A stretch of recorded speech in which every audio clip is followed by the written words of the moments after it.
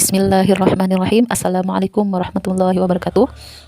Saya mahasiswa Sekolah Tinggi Agama Islam Karisma, Prodi Pendidikan Agama Islam, dengan NIM 251.1.4378 akan mempresentasikan bab nasah dan mansuh untuk memenuhi tugas mata kuliah Ulumul Quran dengan dosen pengampu Bapak Muhammad Ibnu Malik, SPD, MPD. Baiklah, kita masuk ke pembahasan definisi nasih dan mansuh. Secara bahasa, penghapus, pembatal, atau pengganti. Secara istilah, ayat Al-Quran atau hadis yang datang kemudian dan menghapus atau mengganti hukum yang sebelumnya ditetapkan oleh ayat lain. Mansuh secara bahasa yang dihapus, dibatalkan, atau diganti. Secara istilah, hukum yang diatur dalam ayat terdahulu yang kemudian diubah atau dibatalkan oleh datangnya nasih. Nasah itu adalah sebagai izalah atau menghilangkan. Dalam nasah tentunya diperlukan syarat-syarat. Yang pertama adalah hukum, yang mansukh adalah hukum syarah. Kemudian dalil penghapusan hukum tersebut juga adalah kitab syar'i yang datang lebih kemudian dari kitab yang hukumnya dimansukh. Kemudian kitab yang dihapuskan atau diangkat hukumnya tidak terikat atau dibatasi dengan waktu tertentu, sebab jika tidak demikian maka hukum akan berakhir dengan berakhirnya waktu tersebut, dan demikian tidak dinamakan nasah. Kemudian kita masuk dalam hukum nasih dan mansuh. Dalil-dalil apa saja yang terdapat dalam Al-Quran dalam pembahasan nasih dan mansuh ini, yaitu terdapat dalam Quran surat Al-Baqarah ayat 106.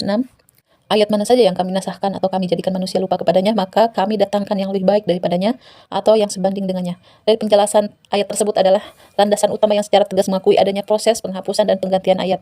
Kemudian Quran surat An-Nahl ayat 101, dan apabila kami letakkan suatu ayat di tempat ayat yang lain sebagai penggantinya, Allah telah lebih mengetahui apa yang diturunkannya. Penjelasannya adalah menegaskan bahwa penggantian ayat adalah otoritas Allah, bukan rekayasa manusia. Dalil yang ketiga adalah Quran surat Al-A'raf ayat 39.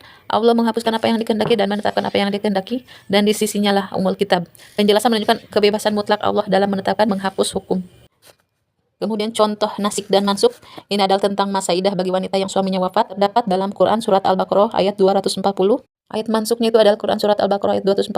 Orang yang meninggal dunia di antaramu dengan meninggalkan istri-istri, hendaklah para istri itu menangguhkan diri atau beridah selama setahun tanpa dikeluarkan dari rumah. Kemudian dinasah oleh Quran surat Al-Baqarah ayat 234 yang artinya, dan orang-orang yang meninggal dunia di antaramu dengan meninggalkan istri-istri, maka istri-istri itu menangguhkan diri atau beridah 4 bulan 10 hari. Penjelasan di atas adalah masa idah bagi janda awalnya ditetapkan 1 tahun. Kemudian dinasihkan menjadi 4 bulan 10 hari yang menjadi hukum akhir sampai sekarang. Kemudian kita masuk ke jenis-jenis nasah. Yang pertama adalah Al-Qur'anu yansahul Qur'an, yang artinya adalah Al-Qur'an menghapus hukum Al-Qur'an. Contohnya itu yang tentang idah tadi sudah dijelaskan sebelumnya. Yang kedua adalah Al-Qur'anu yansahul sunnah, Al-Qur'an menghapus hukum sunnah. Al-Qur'anu yansahul sunnah ini ada 2 macam. Yang pertama adalah nasah Al-Qur'an dengan hadis ahad. Yang kedua adalah nasah Al-Qur'an dengan hadis mutawatir. Kemudian yang ketiga adalah as-sunanu nansahus sunnah, sunnah menghapus hukum sunnah. Dalam kategori ini terdapat ada 4 bentuk. Yang pertama adalah nasah mutawatir dengan mutawatir, yang kedua ada nasah ahad dengan ahad, yang ketiga adalah nasah ahad dengan mutawatir, yang keempat adalah nasah mutawatir dengan ahad. Ketiga bentuk pertama dibolehkan, sedangkan pada bentuk keempat terjadi silang pendapat, seperti halnya nasah Al-Quran dengan hadis ahad, kemudian yang tidak dibolehkan oleh jumhur. Adapun menasah ijma dengan ijma dan kias dengan kias atau menasah dengan keduanya, maka pendapat yang sahih tidak membolehkannya. Kemudian as-sunanu nansahul Quran, sunnah menghapus hukum Al-Quran. Sebagai contoh ialah masalah menghadap ke Baitul Maqdis yang ditetapkan dengan as-sunnah, dan di dalam Al-Quran tidak terdapat dalil yang menunjukkan ketetapan itu. Dinasahkan oleh Al-Quran dengan firman-Nya itu terdapat dalam Quran surat Al-Baqarah ayat 144 yang artinya adalah maka palingkanlah mukamu ke arah Masjidil Haram.